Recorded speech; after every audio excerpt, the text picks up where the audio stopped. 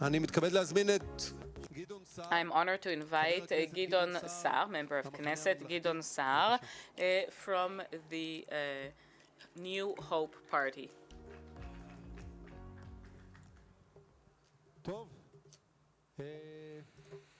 Okay.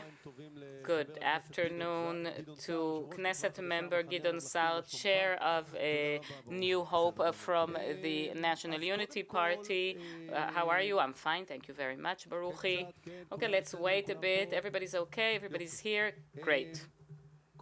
So first of all, we earlier heard the four speakers with different opinions regarding what should happen now in the discussions in the president's residence. And this also reflects a position that we hear more and more in the public protest and also among members of the opposition, that perhaps these conversations lack any purpose, lack any chances to succeed. And you know more than us because you're involved in these conversations. Why don't you tell us? Is there any chance for them to succeed? Should you continue with them? Okay, there's no guarantee that the conversations will succeed, but giving up on the attempt, I think it's worse than exhausting the attempt. And this is why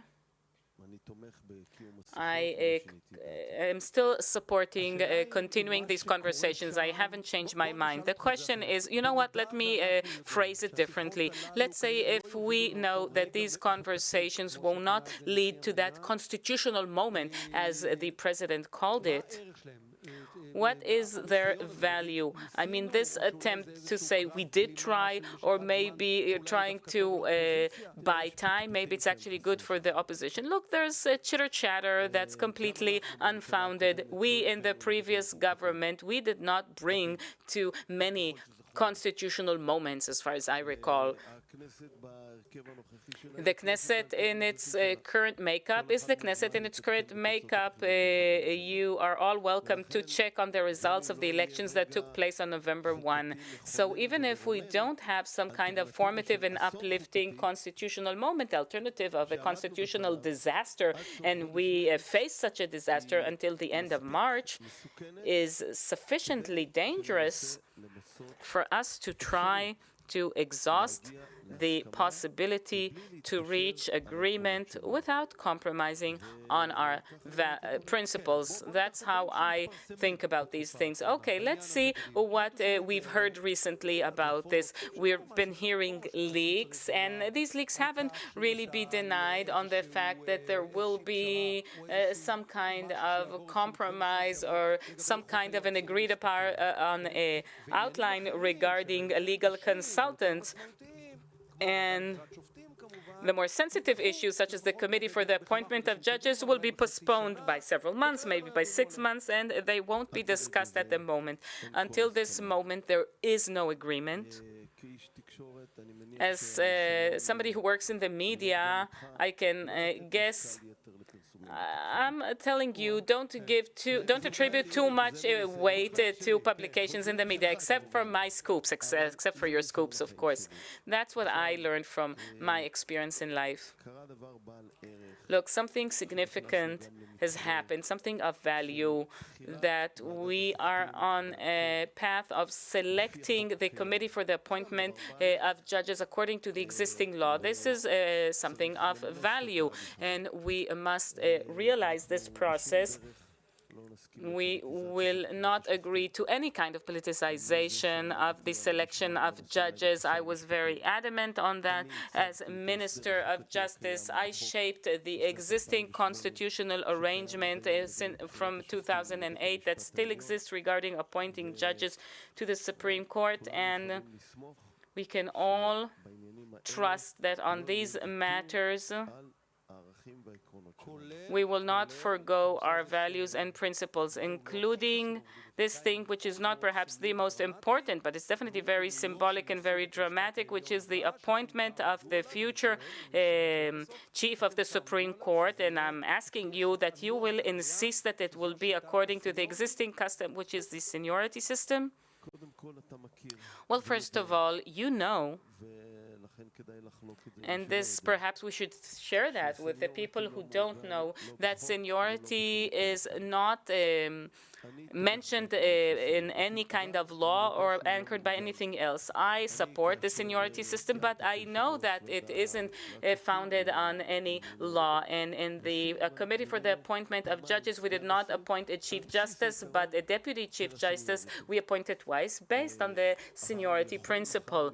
But tomorrow there could be a majority in the committee. We will not support that. Once again, a committee that will be selected according to the existing law that will decide. Otherwise, I can only say one thing. If we stay with the Sa'ar law, I even gave you the credit to that law that requires 7 members. And if we remain with the existing composition of the committee, it means that they won't be able to insist on a Chief Justice from the outside or from the inside who's not according to the seniority system. A Chief Justice from the outside, as long as the Sa'ar law exists, you won't be able to inject that or to force that on the system. But you can choose a president from among the judges of the Supreme Court, not based on the seniority principle, with a regular majority, not a majority of 7 according to the existing composition of the committee. This legal option exists, and it existed previously before. I would highly recommend not to do it, but the Committee for the Appointment of Judges will decide on that. Anyhow, we will not agree not to insist on the seniority principle, and I do not see the other side agreeing to legislating the seniority principle as the President's outline recommended. Okay, so we talked about the seniority principle, we talked about a coalition majority, that for you is a red line. Could you maybe tell me something, if you could? Even if you don't tell me exactly, where do you feel that you could, in these conversations, that you could go towards Levin's plan, so that, let's say, he will feel, or Netanyahu will feel, that they did come out with something? Did you ever hear them saying in what way they'll be willing to to come our way? No. So if you haven't, why should I create a precedent? They're saying you do not negotiate in such a manner. I believe in dialogue. And in a dialogue, you need to make concessions, but don't concede your principles. And the clever thing is to concede, not to concede basic principles. That's something that we will not do, but I am very familiar with this field, with this subject, and I don't think it will be somewhere in the lines of the reform, as they call it, or a governmental or regime overhaul, as it was declared on January 4th. But to tell you that there's no places that we can reach agreement, there are places where we can reach agreement. I think you're at a very sensitive place. On the one hand, you are getting, the polls show that you're gaining a lot of momentum, and it seems that your constituency is interested in a more united society, a less rifted society. But on the other hand, I don't think that your constituency will like seeing you over-conceding. And I think because of the situation in the polls, you're not insisting on your principles. Well, look, first of all, polls have a limited value. And when we're not during elections period, their value is even more limited. So that's irrelevant. Our positions are very clear. The heart of the matter is independence, the independence of the investigative prosecution system, legal consulting, and the judiciary. And we are going to insist on all these 4 adamantly. Yet, on various other topics, there are certain topics that we can reach agreement if there is an understanding that will be in line with our red lines. For many years, I made amendments to the judiciary, even before I was Minister of Justice, and then when I was Minister of Justice, and it was always following a process. These things always took time, but ultimately, the hearing if I were to tell you before April of last year that 8 out of 9 members of the committee, including 3 judges from the Supreme Court, were chosen will choose a hearing for candidates for the Supreme Court, you would tell me as an experienced legal commentator that it's impossible, it won't happen. And it did happen. There's a way to do reforms. There's a way to reform. But here, this wasn't a reform. A reform is always based on the existing system, and it tries to improve it, to rectify it. Here, this was an attempt to break the backbone of all the checks and balances in Israel. If there will be a transition from the judiciary overall to an actual reform with respect to the real desire, then yes, we can reach understandings.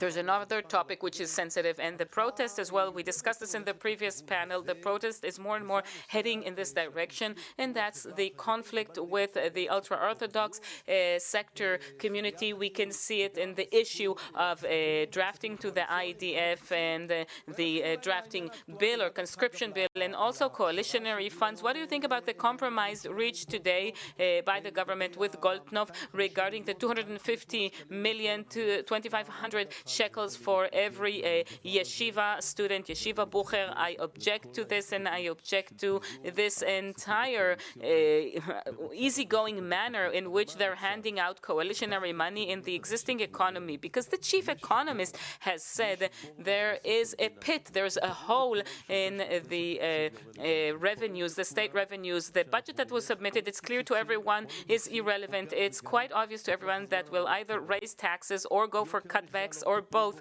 in the near future. We've seen another increase in the interest rate, so nobody's addressing the cost of living because the government isn't doing anything about all the prices, skyrocketing. And beyond the fact that it's the coalitionary allocations do not encourage growth, what about considering the situation of all Israelis, taking into consideration the macroeconomic situation? It shows such a level of detachment from Israeli citizens and the economic situation. Unfortunately, we're marching towards a recession, and we're going to get there pretty quickly. And how do you see now? You talked about the economic aspect with respect to the government's functioning. I presented the view that this is money that does not encourage growth, and I object to it in any case in and of itself, and I even object to it more under the existing economic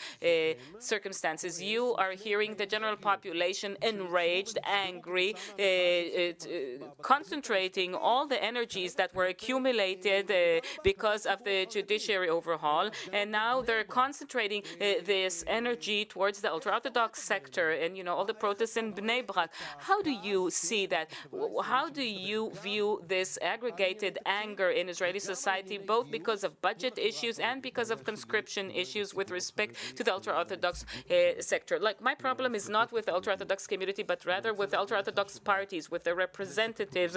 I'd like to tell you that in the previous Knesset, in the previous government, we were engaged in a dialogue with the Knesset members of Yahadut Torah regarding the core outline. They represented the Belz Hasidim and some other elements, and they were willing to do something quite significant. And the next person to be interviewed is the previous Minister of Finance, and he was in line with that, and the Minister of Education. And we wanted to do something that would have budgetary implications, but the goal of it was core subject matters in agreement. And then at a crucial moment during the election campaign, Netanyahu said to the ultra-Orthodox parties, finish this, you'll get whatever you want without, we won't force the subject matters. And that wasn't something that was ever on the table. So this was a very dangerous change, and it won't be easy to take it back in the future. So you know what the next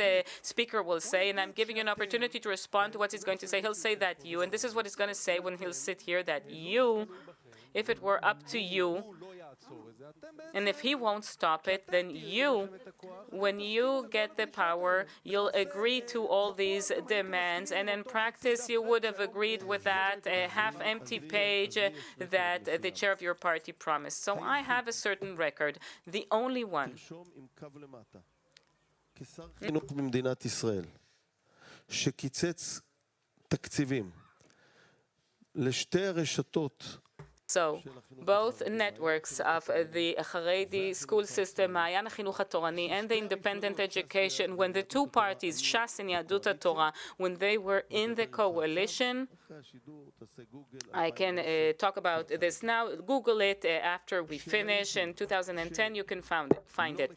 And when I saw that they weren't doing what they were supposed to do, teaching English, for example, and as a result of what I did, some of these schools started teaching English, and the Minister of Education, Dr. Ifat Shasha Bitton, who was from our party in the previous government, she led this process of the core subject matter topics, and it had partners in the ultra-Orthodox side. So we have a record. Let's set aside politics. I'm just talking about facts, and these are the facts. What about the publication? I heard some publications that behind the scenes a new alliance is being formed between you and former Prime Minister Naftali Bennett, maybe to start a new party. These weren't publications or notifications. This wasn't news items. It was two news items by the same person in the same channel. It's Yaakov Bardugo. It's completely unfounded. It is not based on reality, just like more or less anything else that this individual breaks on the news. I can tell you that each factual element there is a lie. I have a very good relationship with Naftali Bennett, and I've had the opportunity to meet with him once since he retired from political life, and of course we didn't discuss that, and it's completely unfounded, this news item. There's another individual mentioned there, Ayelet Shaked. I didn't meet with her even once during the past 6 months since she finished her political role, so it's completely unfounded. We are the National Unity Party, and one can guess what were the reasons for that individual to publish that news item, what they serve, and what the purpose is. It doesn't come from the field of journalism. It doesn't come from the field of journalism. That's correct. I must agree with that. Okay, let me just ask you now, let's say you just did something very dramatic before the elections. You joined forces with Benny Gantz, but one must say it's called the National Unity Party. But there are some gaps, and you're trying to differences. You're trying to blur these differences. You and the member of your party, Ze'ev Elkin.